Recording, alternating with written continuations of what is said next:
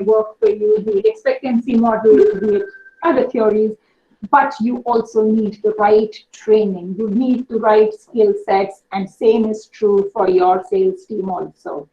If they do not have the right training, then all your attempts in motivating them will fail, because motivation alone can only take you so much. Along with it, you need the right training.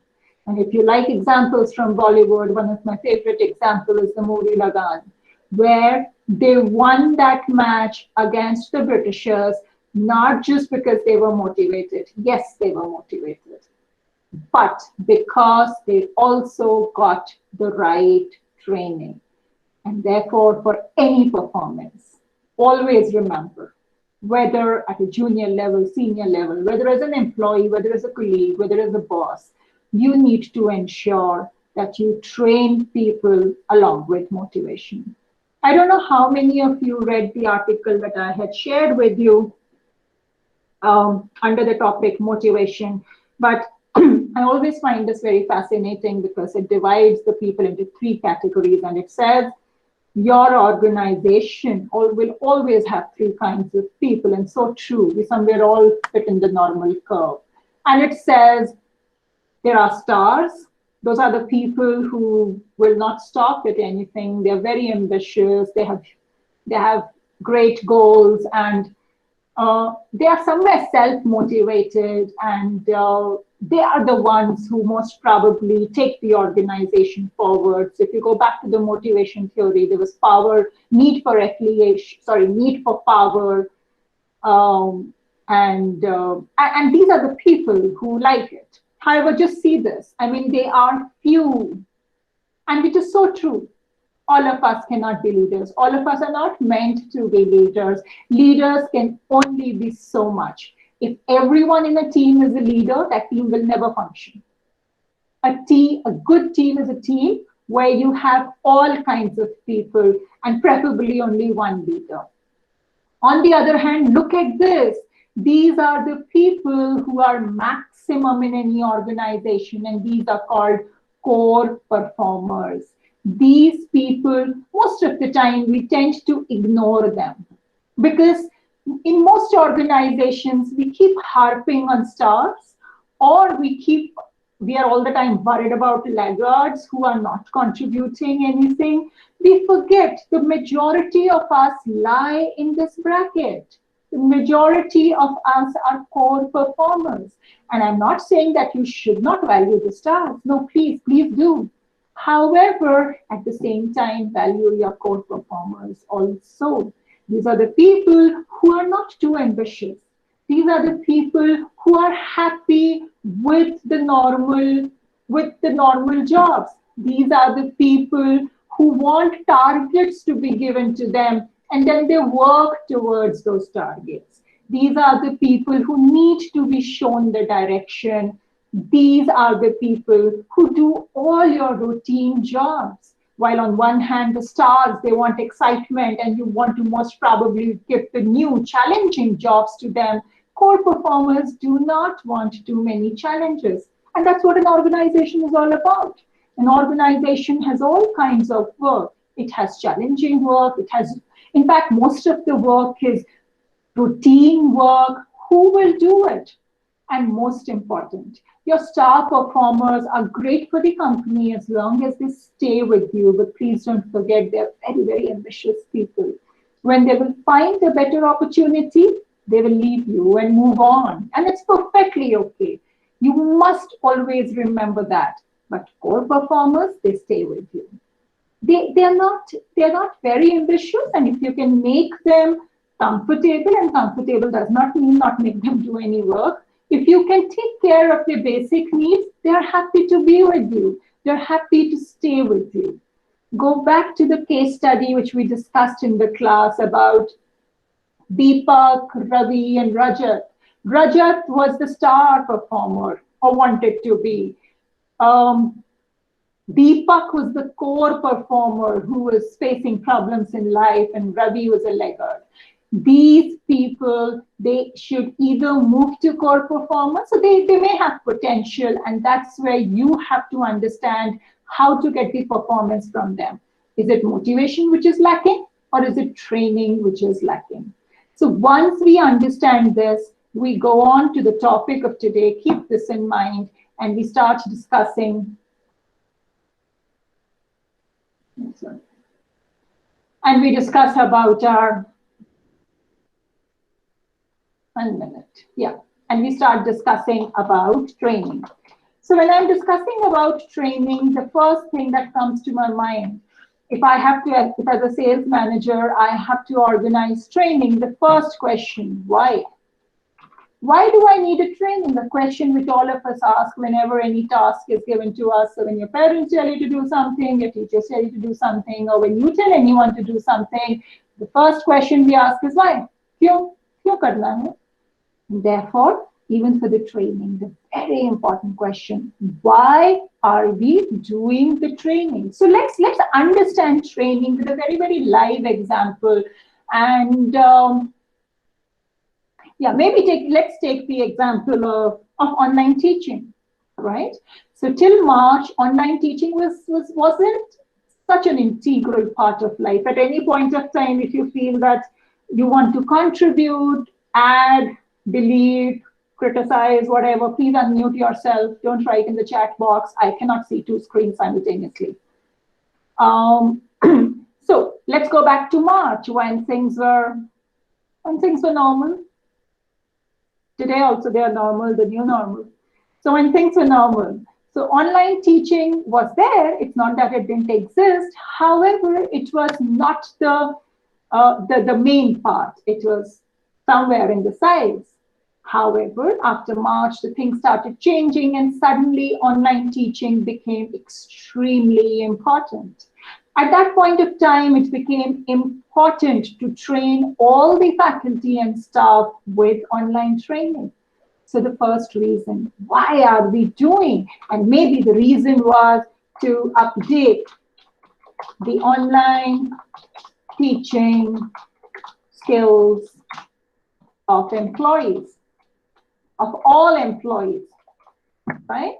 And maybe we can just take care of at this point of time. So, I mean, let me take the example of 5-Act, for example. We did PI this time completely online. So where both my panel members, my faculty, external panel members, staff, everyone was involved. So why? The first thing that we always ask is why, which is aim. Why are we doing the training? Okay, and we'll do everything with example, as I said. Let's move on, and the next question that should come. Okay, great. If I'm doing the training with, I'm doing because I need to update the online skills of the people because we need to conduct PI. The next question that comes is, how, what? I mean, what will we teach them, right? Okay, we are doing the training, but what will we teach them? So what will we teach them? We will teach them how to use different online tools. So if you are going to use Zoom, then we teach them how to use Zoom. If you are going to use some other software, so for example, when we conducted our PI, we used Google Meet. Then there was another software to enter the marks. And so mainly these two, they need to be very, very familiar with both of these, Google Meet and software. And if you're not, suppose you were doing on Microsoft Teams or you were doing on Zoom, whatever. So the next question after aim, after why comes what, which means content. What are we going to teach them? If we are clear with what we are going to teach them, the next question, okay, so I know why I need this training. I also understand what I'm going to teach them, but how am I going to teach them? Which means the method. Okay, so there can be different methods if you're talking about sales. So it can be classroom training, just like we have, I mean, if this can be called a classroom. It can be on-the-site training. It can be, what can be other kinds of training? Any idea? It can be a sort of, when I'm talking about on the side, yes, sorry. Ma'am, on the job, off the job, case study. Yes, it can also be, so it can be a case study, sort of a training. Now, when I'm saying this particular example where I have to update the skills of my employees to conduct PI, what kind of a training it will be? It will be on the job training. And when I say on the job, what does it mean? It means that we will actually ask them, we will teach them how to use Google Meet, how to enter marks on the software, which may be theoretical. So it may be a little theoretical because obviously I have to, for the first half an hour, most probably, we tell them the basics, that this is what Google Meet is, this is the software, this is how you enter it, and so on and so forth. But a lot of it would be practical, which means that they will conduct dummy sessions, a number of dummy sessions, so that they become expert. Okay, so we have answered the question, first of all, why we are doing, that is aim of the training. The second, which is what am I going to do the training about, what am I going to teach them, and the third, which is how am I going to teach them. The fourth, after this is over, so how am I going to teach them is okay, but my next question then is, whom am I going to teach? Okay, whom am I going to teach? When am I going to teach? And where am I going to teach? Which means execution. Up to now, whatever we have discussed is not implementation. I have to implement that training. So we are now talking about execution. Whom am I going to teach? I'm going to teach the employees of SCMS. When am I going to teach? Well, if PI is in August, obviously before August, and it has to be as soon as possible. So maybe between 15th July to 15th August, right?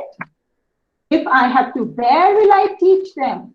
Considering the current scenario, we taught them online, we taught them at their home, we taught them at the office, for those of them who were in the office. In short, we taught them wherever they were. Because the tools, just like you, wherever you are. Some of you may be in India, some of you may not be in India right now. However, you are being taught wherever you are, right?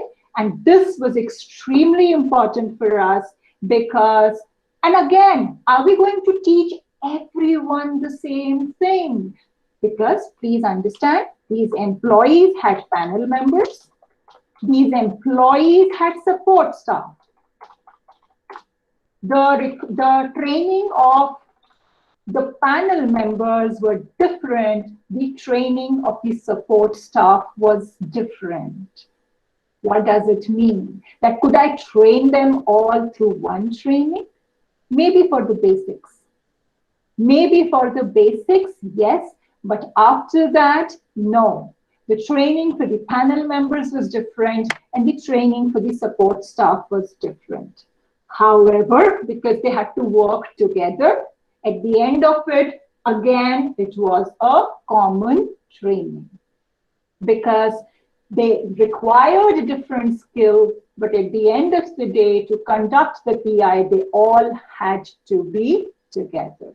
So I had different kinds of people, and therefore the training was also conducted differently.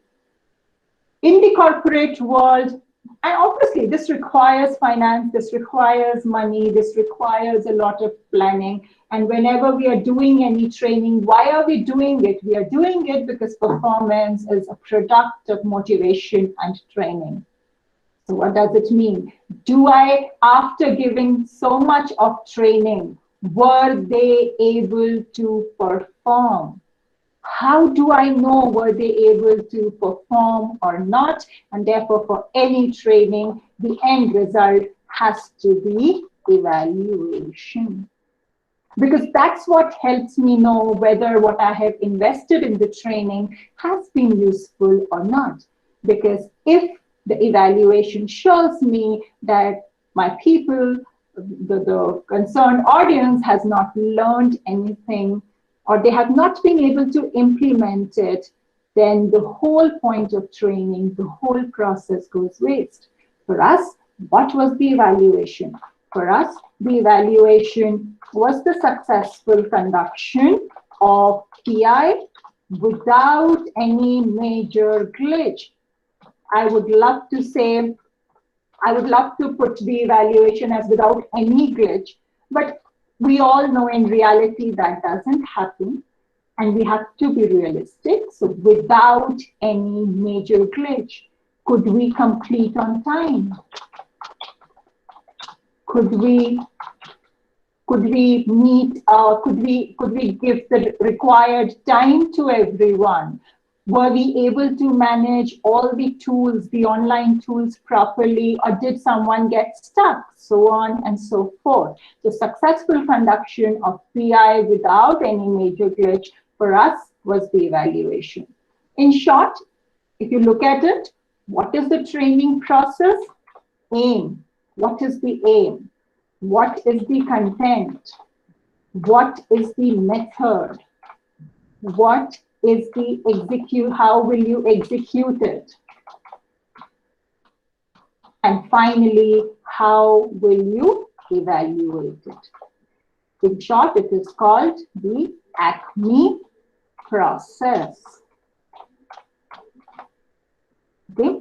While this was a very simple example that I gave you we used for conducting our PI, because there was no such training ever done in the past. It wasn't required for our people. But as I said, with the major changes that happened in April, May, June, and honestly, till April, May, even till June, honestly, none of us thought that this would just go on. And until we realized that, yes, now this is the new way that we have to conduct the PI, this training was extremely important. How did we go about it? We went about it by following the process of training.